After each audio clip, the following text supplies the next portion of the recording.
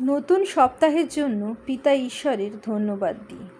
পবিত্র Bible Hitopadesha 2:6 Solomon বলেন, কেননা সদাপ্রভুই প্রজ্ঞা দান করেন, তাহারই মুখ হইতে জ্ঞান ও বুদ্ধি নির্গত হয়।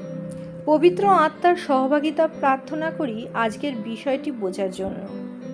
এখানে সলোমন বলেছেন, জ্ঞান এবং বুদ্ধি আমরা ঈশ্বরের মুখ থেকে পাই, অর্থাৎ ঈশ্বরের বাক্য থেকে পাই, এবং প্রজ্ঞা পিতা ঈশ্বর আমাদের দান করেন।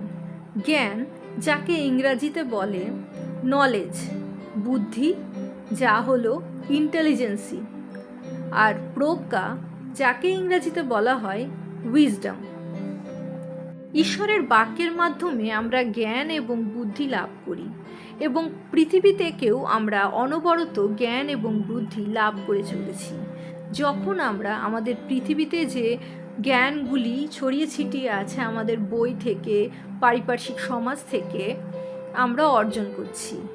বুদ্ধিও আমরা ঈশ্বরের কাছ থেকে নিয়ে এসেছি। তিনি বুদ্ধিমান এবং আমরা তার প্রতিমূর্তিতে সৃষ্টি, তাই আমরাও বুদ্ধিমান। আর তার বাক্যে রত থাকলে এই জ্ঞান এবং বুদ্ধিতে আমরা পরিপূর্ণ হতে থাকি এবং বৃদ্ধি পেতে থাকি। কিন্তু প্রজ্ঞা, এই যে জ্ঞান এবং বুদ্ধি আমরা সঞ্চয় করছি, আমরা কালেক্ট করছি, তা আমাদের জীবনে যখন আমরা কাজে লাগাতে পারি, সেই গুণটা, সেই কাজে লাগানোর গুণটা আমাদের সঞ্চয় করার জ্ঞান অথবা ঈশ্বরদত্ত বুদ্ধি, আবার যা আমরা বাক্য থেকে পাচ্ছি ঈশ্বরের জ্ঞান এবং বুদ্ধি অনবরত, তাই হলো উইজডম বা প্রজ্ঞা। এই প্রজ্ঞাও পিতা ঈশ্বর আমাদের দান করে থাকেন, যেমন বাক্য বলছে।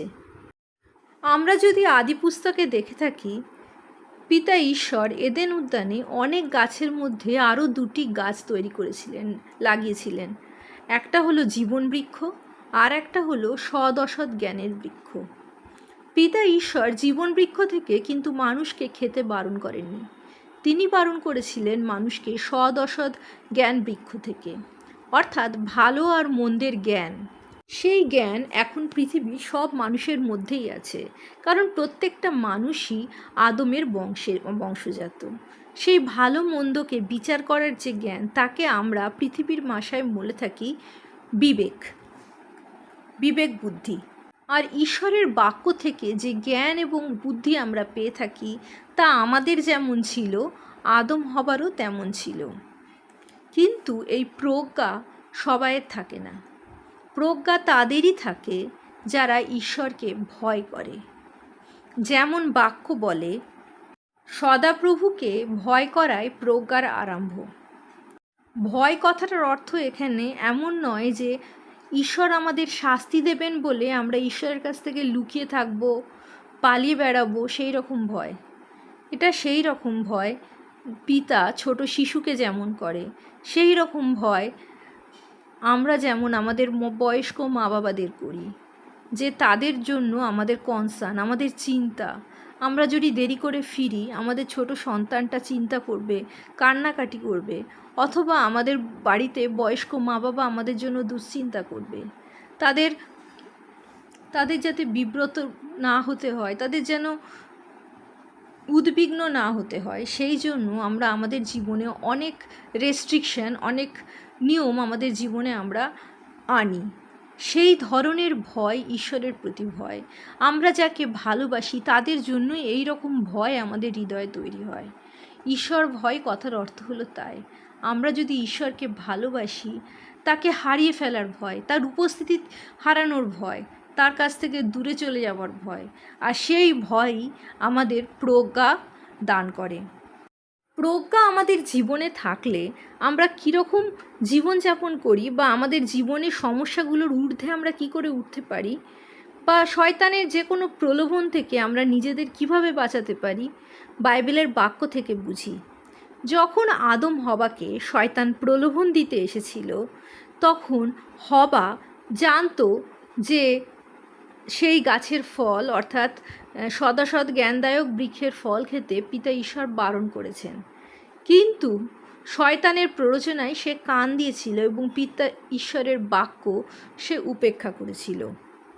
আবার আমরা অন্যদিকে দেখি প্রভু যীশু যখন সেই উইল্ডারনেসের মধ্যে ছিলেন, সেই প্রান্তরে ছিলেন, তখন 40 দিন উপবাসের পর যখন প্রভু যীশু ক্ষুধার্ত, তৃষ্ণার্ত, ক্লান্ত, শয়তান তখনও এসেছিল প্রভু যীশুকে প্রলোভন দিতে।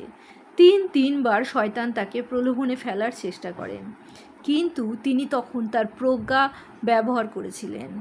আদম হবার কাছেও যেমন ঈশ্বরের বাক্য ছিল, প্রভু যীশুর কাছেও ঈশ্বরের বাক্য ছিল।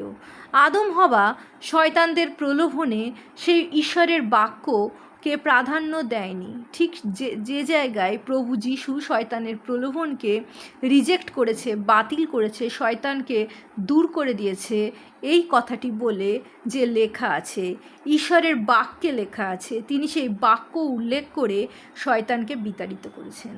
আমাদের জীবনেও ভালো সময়, খারাপ সময়, যে কোনো পরিস্থিতির মধ্যে দিয়ে যায় না কেন, শয়তান সব সময় কোনো না কোনো প্রলোভন আমাদের সামনে দিচ্ছে। যখন আমরা খারাপ সময়, দারিদ্রতার মধ্যে দিয়ে যাই, অসুস্থতার মধ্যে দিয়ে যাই, তখন আমাদের কাছে নানা রকম খারাপ প্রলোভন আসে, যাতে আমরা কুপথে পা দিই সহজ ইনকামের জন্য, সহজ রোজগারের জন্য, অথবা অসুস্থ থাকলে ঈশ্বরকে যেন আমরা বিশ্বাস না করি, তার বাক্যে যেন বিশ্বাস না করে ভাবতে শুরু করি এই অসুস্থতাই আমাদের জীবন শেষ করে দেবে।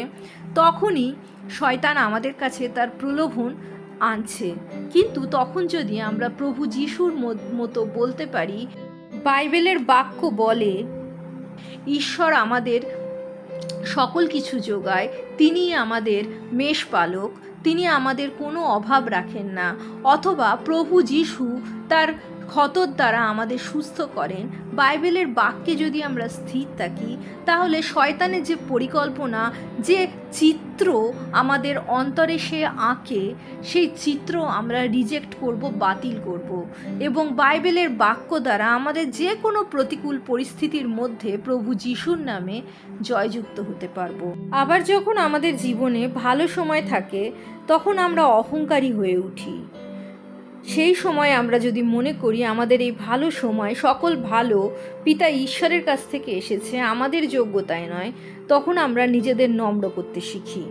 প্রভু যীশুকে বিশ্বাস করলে পিতা ঈশ্বর যে সহায়ক, যে পবিত্র আত্মা আমাদের দেন, তিনি আমাদের বাইবেলের বাক্য মনে করিয়ে দেন।